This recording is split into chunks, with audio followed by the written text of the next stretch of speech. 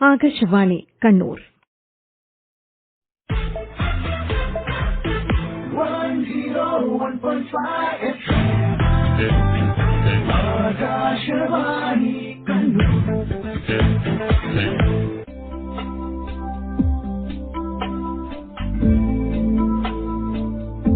ആരോഗ്യദീപ്തി.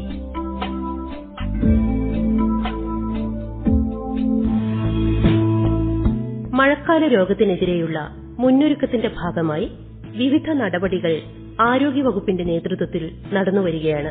എലിപ്പനി ഉൾപ്പെടെയുള്ള മാരകമായേക്കാവുന്ന രോഗങ്ങളെയും നാം കരുതിയിരിക്കേണ്ടതുണ്ട്.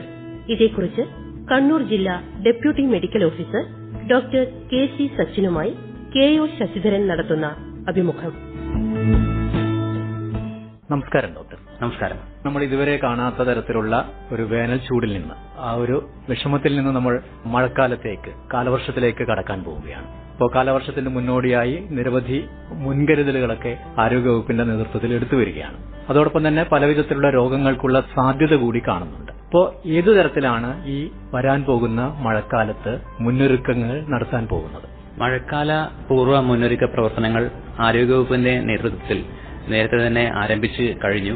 മഴക്കാല പൂർവ്വ മുന്നൊരുക്കം അല്ലെങ്കിൽ പ്രീ മൺസൂൺ പ്രിപ്പയർനെസ് എന്നതുകൊണ്ട് ഉദ്ദേശിക്കുന്നത് മഴക്കാലത്ത് വർദ്ധിച്ചു വരാൻ സാധ്യതയുള്ള രോഗങ്ങൾ, പ്രത്യേകിച്ച് അത്തരത്തിലുള്ള രോഗങ്ങൾ കൊതുക് ജന്യ രോഗങ്ങൾ, ജലജന്യ രോഗങ്ങൾ, എലിപ്പനി, H1N1 പോലെയുള്ള ജലദോഷപ്പനികൾ എന്നിവയൊക്കെയാണ്. ഇത്തരം രോഗങ്ങളുടെ തോത് പരമാവധി കുറയ്ക്കുക, ഇതിന്റെ പ്രതിരോധ നടപടികൾ നേരത്തെ തന്നെ ആരംഭിക്കുക, ഇവയും രണ്ടുമാണ് നമ്മൾ മഴക്കാല പൂർവ്വ മുന്നൊരുക്കം എന്നതുകൊണ്ട് ഉദ്ദേശിക്കുന്നത്. ഇതിനായിട്ട് ആദ്യമായിട്ട് ഓരോ പഞ്ചായത്ത് അല്ലെങ്കിൽ LSCD അടിസ്ഥാനത്തിലും അല്ലെങ്കിൽ ഓരോ ആരോഗ്യ സ്ഥാപനത്തിന്റെ അടിസ്ഥാനത്തിലും ഓരോ ജാഗ്രതാ സമിതികൾ വിളിച്ച് ചേർക്കേണ്ടതുണ്ട്. അത്തരം ജാഗ്രതാ സമിതികൾ നേരത്തെ തന്നെ വിളിച്ച് ചേർത്തിട്ടുണ്ട്. മിക്ക സ്ഥാപനങ്ങളിലും ആ ഒരു മീറ്റിംഗ് നിലവിൽ പൂർത്തിയായിട്ടുണ്ട്. ജില്ലാതലത്തിൽ പറയുകയാണെങ്കിൽ അതിന്റെ ഭാഗമായിട്ട് ബഹുമാനപ്പെട്ട ADMന്റെ അധ്യക്ഷതയിൽ വിവിധ വകുപ്പുകളുടെ യോഗം ആരോഗ്യവകുപ്പ് വിളിച്ചു ചേർത്തിട്ടുണ്ട്. അതിനകത്ത് ഓരോ വകുപ്പും ചെയ്യേണ്ട പ്രവർത്തനങ്ങൾ നമ്മൾ വിശദീകരിച്ച് നൽകിയിട്ടുണ്ട്. അതിനുശേഷം ബഹുമാനപ്പെട്ട ജില്ലാ കളക്ടറിന്റെ അധ്യക്ഷതയിൽ മഴക്കാലത്ത് വരാൻ സാധ്യതയുള്ള ദുരന്തങ്ങളെ നേരിടുന്നതിനും അതുപോലെ തന്നെ ഇത്തരത്തിലുള്ള മഴക്കാല രോഗങ്ങളെ നേരിടുന്നതിനും വേണ്ടിയുള്ള മുന്നൊരുക്ക പ്രവർത്തനങ്ങൾ ഏതുവരെയായി എന്ന് വിശകലനം ചെയ്യുന്നതിനും അതിന്റെ ഭാവി പരിപാടികൾ ആസൂത്രണം ചെയ്യുന്നതിനുമുള്ള യോഗവും കൂടി വിളിച്ചു ചേർത്തിട്ടുണ്ട്. മഴക്കാലത്ത് നമ്മൾ നേരത്തെ പറഞ്ഞ പോലെ തന്നെ വർദ്ധിച്ചു വരാൻ സാധ്യതയുള്ള രോഗങ്ങൾ എന്ന് പറയുന്നത് കൊതുക് ജന്യരോഗങ്ങൾ, ജലജന്യ രോഗങ്ങൾ, അതുപോലെ തന്നെ എലിപ്പനി എന്നിവയൊക്കെയാണ്. കൊതുക് ജന്യരോഗങ്ങളുടെ കാര്യത്തിൽ ജില്ലയിൽ ഡെങ്കിപ്പനി ക്രമാതീതമായിട്ട് വർദ്ധിച്ചു വരുന്നുണ്ട്. ഒപ്പം തന്നെ മലേറിയയും, അത് പ്രത്യേകിച്ച് അതിഥി തൊഴിലാളികളുടെ ഇടയിലായിട്ട് അത് വർദ്ധിച്ചു വരുന്നുണ്ട്. അതുപോലെ തന്നെ എലിപ്പനിയിലേക്ക് കടക്കുകയാണെങ്കിൽ, എലിപ്പനി നമുക്കറിയാം ലെപ്റ്റോസ്പൈറ എന്നുള്ള ഒരു ബാക്ടീരിയയാണ് ഈ എലിപ്പനി ഉണ്ടാക്കുന്നത്.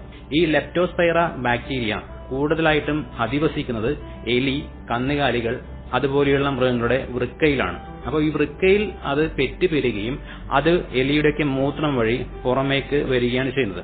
അപ്പോൾ അത്തരത്തിൽ ലെപ്റ്റോസ്പൈറ ബാക്ടീരിയ അധിവസിക്കുന്ന എലികൾ, ആ എലികളുടെ മൂത്രം ഏതെങ്കിലും മലിനജലത്തിൽ കലരുമ്പോൾ ആ മലിനജലത്തിൽ ഒരു വിണ്ടുകീറിയ കാൽപാദം അല്ലെങ്കിൽ മുറിവുള്ള കാൽപാദം, ഇതൊക്കെയുള്ള ആൾക്കാർ ആ മലിനജലത്തിൽ കാൽ വയ്ക്കുകയോ അല്ലെങ്കിൽ ഈ വെള്ളത്തിൽ മുഖം കഴുകുകയോ അല്ലെങ്കിൽ ഇത് കുടിക്കാനായിട്ട് ഉപയോഗിക്കുകയോ ഒക്കെ ചെയ്യുമ്പോഴാണ് ഈ ബാക്ടീരിയ ആൾക്കാരുടെ ശരീരത്തിലേക്ക് കടക്കുന്നത്. അപ്പൊ അത്തരത്തില് ആൾക്കാരുടെ ശരീരത്തിലേക്ക് കടക്കുമ്പോഴാണ് ആൾക്കാർക്ക് എലിപ്പനി വരുന്നത്. എലിപ്പനിയുടെ ഭാഗമായിട്ട് പ്രത്യേകിച്ചും വരുന്നത് വർദ്ധിച്ചു വരുന്ന നല്ല പനി, ഒപ്പം തന്നെ ശരീരവേദന, പ്രത്യേകിച്ച് കാൽ മസിലുകളുടെ വേദന, കണ്ണിന് ചുവപ്പ് നിറം, ഒപ്പം തന്നെ അത് ലിവറിനെയും ബാധിക്കുകയാണെങ്കിൽ മഞ്ഞപ്പിത്തത്തിന്റെ ലക്ഷണങ്ങൾ എന്നിവയൊക്കെയാണ് ഇതിന്റെ ഭാഗമായിട്ടുണ്ടാവുക. അപ്പോൾ ഇത് മാരകമാവുകയും ഒരുപക്ഷെ മരണം തന്നെ സംഭവിക്കാനായിട്ട് സാധ്യതയുമുള്ളതാണ് കൃത്യമായ ചികിത്സ നമ്മൾ തേടിയില്ല എന്നുണ്ടെങ്കിൽ. എലിപ്പനി വരാതിരിക്കാൻ അല്ലെങ്കിൽ പകരാതിരിക്കാൻ, പടരാതിരിക്കാനൊക്കെ തന്നെ ജനങ്ങളുടെ ഭാഗത്ത് നിന്ന് ഏതൊക്കെ തരത്തിലുള്ള മുൻകരുതലുകളാണ് കൈക്കൊള്ളേണ്ടത്? എലിപ്പനിയുടെ പ്രതിരോധത്തെ പറ്റി പറയുമ്പോൾ പ്രധാനമായിട്ടും എലി നശീകരണം അല്ലെങ്കിൽ എലി വളരാനുള്ള സാഹചര്യങ്ങൾ ഒഴിവാക്കുക എന്നുള്ളതാണ് പ്രധാനമായിട്ടും ചെയ്യാനുള്ളത്. എലി വളരാനുള്ള സാഹചര്യങ്ങൾ നമുക്കറിയാം. നമ്മൾ പലവിധ ഭക്ഷണ അവശിഷ്ടങ്ങൾ വലിച്ചെറിയുക, ഒപ്പം തന്നെ ആ രീതിയിൽ ഇതൊക്കെ കൂട്ടിയിടുക എന്നിവയൊക്കെയാണ് എലി വളരാനുള്ള സാഹചര്യം ഒരുപാട് സൃഷ്ടിക്കുന്നത്. വീടുകളിലും അതുപോലെ തന്നെയുള്ള ഷോപ്പുകളോ അല്ലെങ്കിൽ അങ്ങനെയുള്ള പരിസര പ്രദേശങ്ങളിൽ ഇത്തരത്തിൽ ഭക്ഷണ അവശിഷ്ടങ്ങളോ അല്ലെങ്കിൽ മാലിന്യങ്ങളോ അലസമായിട്ട് വലിച്ചെറിയാതിരിക്കുക. അത്തരത്തിൽ എലി വളരാനുള്ള സാഹചര്യങ്ങൾ പരമാവധി ഒഴിവാക്കുക. ഇതാണ് നമ്മൾ ചെയ്യാനുള്ള ഒരു കാര്യം. മറ്റൊന്ന്, എലികൾ ധാരാളമായിട്ട് വളരുന്നത് തോട്ടങ്ങളിൽ ഒക്കെയാണ്, പ്രത്യേകിച്ച് കപ്പത്തോട്ടം അല്ലെങ്കിൽ പൈനാപ്പിളിന്റെ തോട്ടം, ഇവിടെയൊക്കെയാണ് എലി ധാരാളമായിട്ട് വളരുന്നത്. അപ്പൊ അവിടെയും എലി നശീകരണ പ്രവർത്തനങ്ങൾ, ഒന്നുകിൽ എലിക്കണി അല്ലെങ്കിൽ മറ്റു രീതിയിലുള്ള എലി നശീകരണ പ്രവർത്തനങ്ങൾ, ഇവയൊക്കെ ഈ പ്രദേശങ്ങളെ കേന്ദ്രീകരിച്ചിട്ട് നമ്മൾ നടത്തേണ്ടതുണ്ട്. ഒപ്പം തന്നെ കൃഷി വകുപ്പിനും ഇതിനകത്ത് കാര്യമായ റോള് വഹിക്കാനായിട്ട് സാധിക്കുന്നതാണ്. മഴക്കാലാണോ എലിപ്പനിക്കുള്ള സാധ്യത കൂടുതൽ? അതിനുള്ള ഒരു സാധ്യത എന്ന് പറയുന്നത് പ്രത്യേകിച്ചും ഈ വെള്ളപ്പൊക്കം പോലെയുള്ള സമയം ഉണ്ടാകുമ്പോഴാണ്. അപ്പോഴാണ് പല ഭാഗത്തുനിന്നും ഈ മലിനജലം ഒഴുകി വരികയും അല്ലെങ്കിൽ പല സ്ഥലത്തും ഈ മലിനജലം കെട്ടിക്കിടക്കുകയൊക്കെ ചെയ്യുന്ന സാഹചര്യം ഉണ്ടാകുന്നത്. അപ്പോൾ അങ്ങനെ ഈ വെള്ളത്തിൽ കൂടെയാണ്, പക്ഷെ വെള്ളത്തിൽ എന്ന് പറഞ്ഞു കഴിഞ്ഞാൽ എലിയുടെ മൂത്രം കലർന്ന വെള്ളം, അത് നമ്മൾ ഒന്നുകിൽ അവിടെ ചവിട്ടുകയോ അല്ലെങ്കിൽ അത് മുഖം കഴുകാനോ കുടിക്കാനോ ഒക്കെ ഉപയോഗിക്കുമ്പോഴാണ് ഈ എലിപ്പനിയുടെ ബാക്ടീരിയ നമ്മുടെ ശരീരത്തിൽ കടക്കാനുള്ള ഒരു സാഹചര്യം. അതുകൊണ്ടാണ് വെള്ളപ്പൊക്കം പോലെയുള്ള സമയത്താണ് ഇത് കൂടുതലായിട്ട് കണ്ടുവരുന്നത് എന്ന് പറയുന്നത്. പലപ്പോഴും നമ്മൾ സാധാരണ രീതിയിലുള്ള പനി വരുമ്പോൾ അതിനെ അധികം ശ്രദ്ധിക്കാതെ പോകുന്ന ഒരു സ്ഥിതിവിശേഷമുണ്ട്. അപ്പൊ അത്തരത്തില് എലിപ്പനിയാണെന്ന് ഏത് തരത്തിലാണ് തിരിച്ചറിയാൻ സാധിക്കുന്നത്?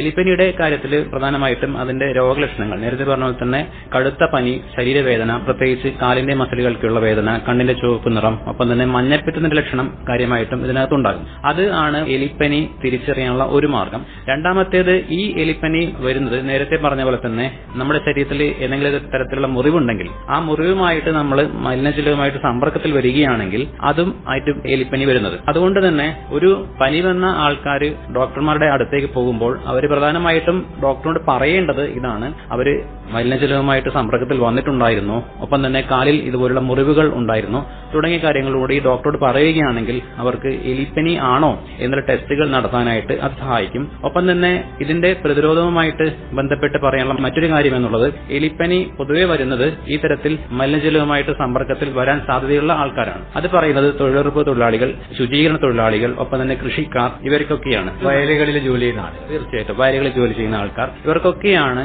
ഈ ഒരു എലിപ്പനി പടരാനുള്ള സാഹചര്യം. നമ്മൾ നേരത്തെ കണ്ടുള്ളതെന്ന് വെച്ച് കഴിഞ്ഞാൽ, നമ്മുടെ സാധാരണ പറമ്പിൽ കിളക്കാനായിട്ട് പോയി കഴിഞ്ഞാൽ അവിടെ മണ്ണിൽ ചെറിയ ഈർപ്പം ഉണ്ടെങ്കിൽ പോലും ആ മണ്ണിലെ ഈർപ്പത്തിൽ എലി മൂത്രമൊഴിച്ചിട്ടുണ്ടെങ്കിൽ അല്ലെങ്കിൽ എലിയുടെ മൂത്രമായിട്ട് സമ്പർക്കത്തിൽ വന്ന ജലമാണ് അവിടെ ഉള്ളതെങ്കിൽ, അതുപോലെ തന്നെ ഈ ജോലി ചെയ്യുന്ന ആൾക്കാർക്ക് വിണ്ടുകീറിയ കാൽപാദമുണ്ടെങ്കിൽ, ഇതൊക്കെ ഒരു എലിപ്പനി വരാനുള്ള സാധ്യതയാണ്. ഈ ഒരു ജോലി നമുക്ക് ഒഴിവാക്കാനായിട്ട് സാധിക്കില്ല. ഒപ്പം തന്നെ ഈ ഒരു മലിനജലം അല്ലെങ്കിൽ അവിടെ എത്തിച്ചേരുന്ന ചിലപ്പോൾ ഒഴിവാക്കാൻ സാധിക്കില്ല. അപ്പൊ എങ്ങനെയാണ് ഇതിനെ പ്രതിരോധിക്കാൻ സാധിക്കുക എന്നൊരു സംശയം സ്വാഭാവികമായിട്ടും ഉണ്ടാകും. രണ്ടു തരത്തിലാണ് നമുക്കതിനെ പ്രതിരോധിക്കാനായിട്ട് പറയുന്നത്. ഒന്ന്, ഈ തരത്തിൽ ജോലി ചെയ്യുന്ന ആൾക്കാർ ഗംബൂട്ട് അല്ലെങ്കിൽ അതുപോലെയുള്ള സുരക്ഷാ മാർഗങ്ങൾ അവർ ഉപയോഗിക്കുക എന്നുള്ളതാണ് ഒരു മാർഗം. രണ്ടാമത്തെ മാർഗം എന്നുള്ളത് ഇതിന്റെ പ്രതിരോധത്തിനായിട്ടുള്ള ഗുളിക കഴിക്കുക എന്നുള്ളതാണ്. ഇതിന്റെ പ്രതിരോധത്തിനായിട്ട് ഡോക്സിസൈക്ലിൻ എന്നുള്ള ഗുളിക അത് ആരോഗ്യ പ്രവർത്തകർ കൈവശം ലഭ്യമാണ്.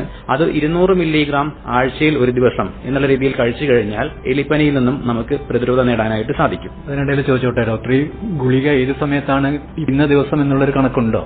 ഈ ഗുളിക കഴിക്കേണ്ടത് ഇതുകൊണ്ടുള്ള അസിഡിറ്റി ഒക്കെ കുറയ്ക്കാനായിട്ട് അത് ഭക്ഷണത്തിന് ശേഷം കഴിക്കുന്നതാണ് ഏറ്റവും കൂടുതൽ നല്ലത്. അതുകൂടാതെ തന്നെ ഒരു തവണ ഗുളിക കഴിച്ച് 24 മണിക്കൂറിന് ശേഷമാണ് നമ്മൾക്ക് അതിന്റെ ഒരു പ്രതിരോധ ശേഷി ആർജിക്കാനായിട്ട് സാധിക്കുന്നത്. അതുകൊണ്ട് തന്നെ ഇന്ന് നമ്മൾ ജോലിക്ക് പോകാൻ ഉദ്ദേശിക്കുന്ന ആൾ ആണെങ്കിൽ തലേ ദിവസം, ഏതാണ്ട് 24 മണിക്കൂർ മുന്നേ അതിന്റെ ഗുളിക കഴിക്കുന്നതാണ് ഉത്തമം. അത് ആഴ്ചയിൽ ഒരു തവണയാണ് കഴിക്കാനുള്ളത്. അപ്പോൾ ഇന്നത്തെ ദിവസം, ഇന്ന് തിങ്കളാഴ്ചയാണ് ഗുളിക കഴിച്ചെങ്കിൽ അടുത്ത ഒരാഴ്ച വരെ ഇതിന്റെ ഒരു പ്രതിരോധം നമുക്ക് നിലനിൽക്കും. വീണ്ടും നമ്മൾ പണിക്ക് പോകാനുണ്ട് എങ്കിൽ വീണ്ടും നമ്മൾ അടുത്ത തിങ്കളാഴ്ച വീണ്ടും ഗുളിക കഴിക്കണം. അങ്ങനെ 6 മുതൽ 8 ആഴ്ച വരെ നമുക്ക് തുടർച്ചയായിട്ട് ഈ ഗുളിക കഴിക്കാവുന്നതാണ്. പിന്നെയും ഇതുമായിട്ട് സമ്പർക്കത്തിൽ വരാൻ സാധ്യതയുള്ളവരാണെങ്കിൽ ഒരു 6 അല്ലെങ്കിൽ 8 ആഴ്ച കഴിഞ്ഞതിന് ശേഷം ഒരു 2 ആഴ്ചത്തെ ഗ്യാപ്പ് ഇട്ടിട്ട് പിന്നീട് ഇതിന്റെ ഗുളിക തുടർച്ചയായിട്ട് കഴിക്കേണ്ടതാണ്. ആ തരത്തിലാണ് ഇതിന്റെ ഗുളികയുടെ ഡോസ് എന്ന് പറയുന്നത്. മഴക്കാല രോഗങ്ങളെക്കുറിച്ച് കണ്ണൂർ ജില്ലാ deputy medical officer doctor KC സച്ചിനുമായി KO Sasidharan നടത്തിയ അഭിമുഖമാണ് ഇതുവരെ കേട്ടത്.